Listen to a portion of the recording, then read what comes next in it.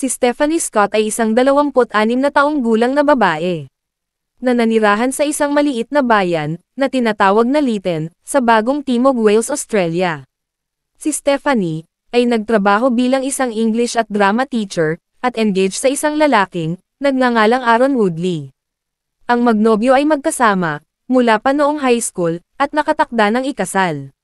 Noong April 11, 2015, ang kasong ito ay naganap, 6 na araw bago ang kasal. Araw ng Sabado, April 4, 2015, inimbitahan si Aaron at Stephanie sa isang party. Hindi nakadalo si Stephanie, dahil marami siyang gagawin, kaya umalis si Aaron, nang wala siya. Pagkatapos ng isang gabing party, pumunta si Aaron sa bahay ng kanyang mga magulang, at doon, nagpalipas ng gabi. Bagamat hindi magkasama, ay nagtitext naman sila buong gabi. At bandang 11 PM ay nag-goodnight sila sa isa't isa. Kinabukasan, noong April 5, nag-message si Stephanie kay Aaron, na nagsasabing, maaga siyang papasok sa trabaho. Kahit sa araw na walang pasok, si Stephanie ay talagang masigasig sa kanyang trabaho. Bilang isang tagapagturo, ay ayaw niyang mahirapan sa pag-aaral ang kanyang mga estudyante. At kahit habang wala siya, dahil sa kanyang honeymoon, pumunta siya sa paaralan para makagawa ng ilang mga lesson plan at maghanda para sa pansamantalang papalit sa kanya na guro. Kung saan hahalili sa kanya, habang nag-e-enjoy siya sa kanyang bakasyon bilang bagong kasal. Habang nagmamaneho si Aaron pauwi, mula sa bahay ng kanyang mga magulang, ay gusto niyang makausap, kahit saglit si Stephanie. Kaya tumawag siya, ngunit, hindi niya sinasagot, kaya binaba na lang ni Aaron ang telepono, dahil iniisip niyang hindi ito malapit ngayon sa kanyang telepono. Pero pag-uwi niya, wala si Stephanie. Lumipas ang mga oras, at pagkatapos ng ilang tawag, at text, umalis siya, papunta sa paaralan. At wala doon ang sasakyan, ni Stephanie.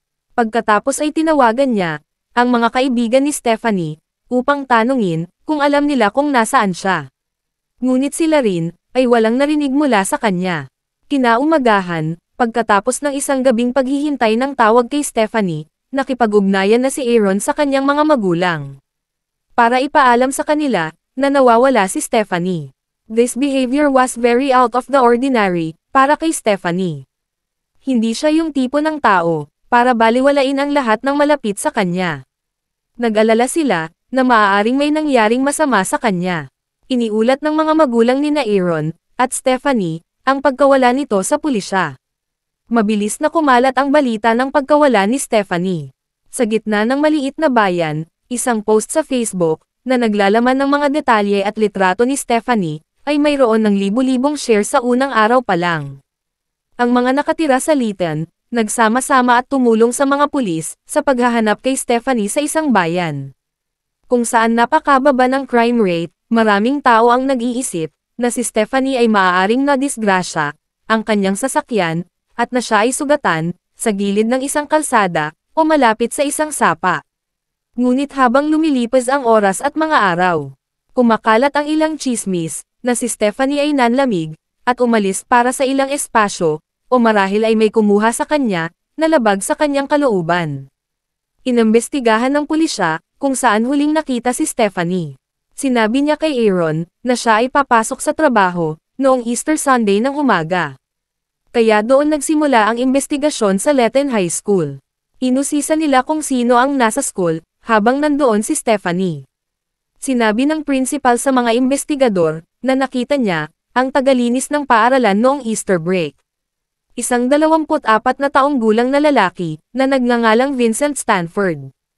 Ang pulis, ay mabilis na hinanap si Vincent, na nakatira sa bahay, kasama ang kanyang ina.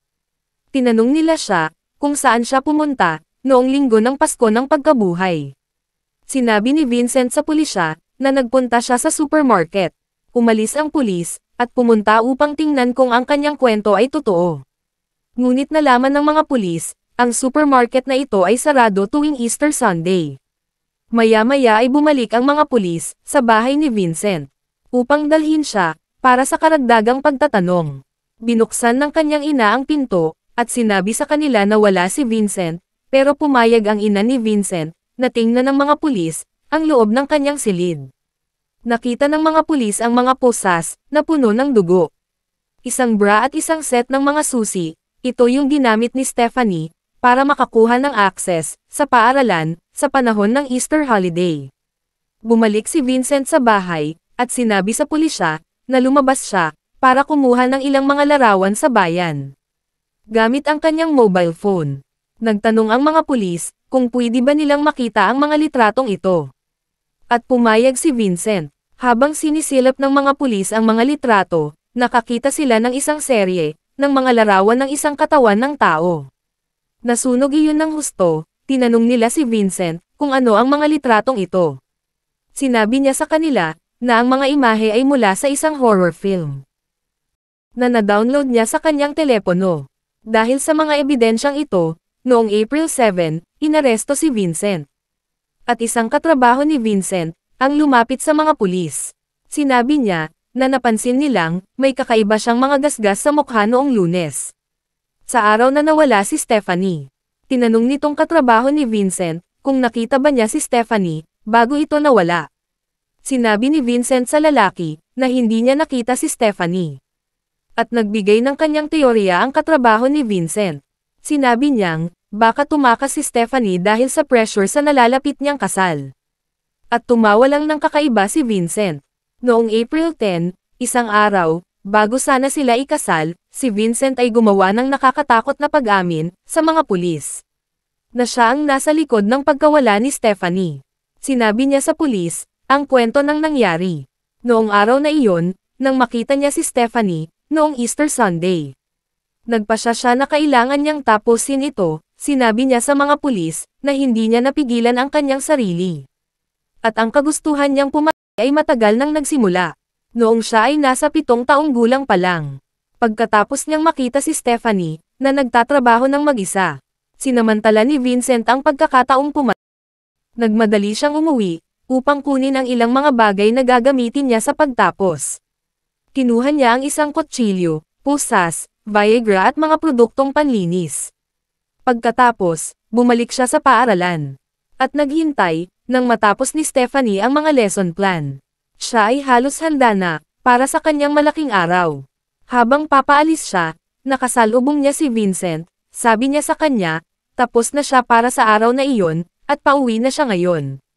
Binati niya si Vincent ng maligayang Pasko, at nagpaalam. Habang nakatalikod si Stephanie, para buksan ang metal na gate, sa entrance ng school. Hinawakan siya ni Vincent, at nilagay ang isang kamay sa bibig niya, para pigilan siya sa pagsigaw. Pagkatapos, ay hinila niya siya sa isang bodega at inihagis sa lupa. Nilock niya ang pinto, at tinanggal ang lahat ng damit niya. Tapos pinilit ni Vincent ang sarili, kay Stephanie. Pagkatapos niyang gawin to, sinuntok niya ito sa mukha, ng mahigit 30 beses. Para pagpapawalang malay sa kanya. Pagkatapos ay inilabas niya ang kanyang kutsilyo, at sinaksak ito sa leeg ni Stephanie. At mahinahon niyang sinabi sa mga pulis, ginawa niya ito, para masiguradong siya. Nang tuluyang nagawa ni Vincent ang kanyang pagnanasang pumatay, umuwi siya, at naghanda ng tanghalian. Maya-maya ay bumalik siya sa school, para maglinis. At sinako niya ang katawan ni Stephanie, at inilagay niya, sa likod ng sarili niyang sasakyan. Pagkatapos ay nagmaneho siya pauwi. Ang kotse ni Stephanie ay tinago niya sa kanyang bahay, at buong gabi niyang iniwan ang katawan ni Stephanie, sa likod ng sasakyan. Maagang nagising si Vincent, kinaumagahan. At nagmaneho ng 70 kilometro, sa Cocopara National Park. Pagkatapos ay kinuha ni Vincent ang kanyang katawan, mula sa kotse. At tinanggal niya ang engagement ring, at tinagpan niya ang katawan ng mga sanga. Pagkatapos, ay sinindihan niya ang kanyang katawan. At habang pinagmamasdan niya ang apoy, na lumalamon sa katawan ni Stephanie, inilabas niya ang kanyang cellphone, at kumuha, ng ilang litrato, bago siya bumalik. At itinapon sa field ang sasakyan ni Stephanie. Pagkatapos ay ipinost niya ang engagement ring ni Stephanie, sa kanyang kapatid.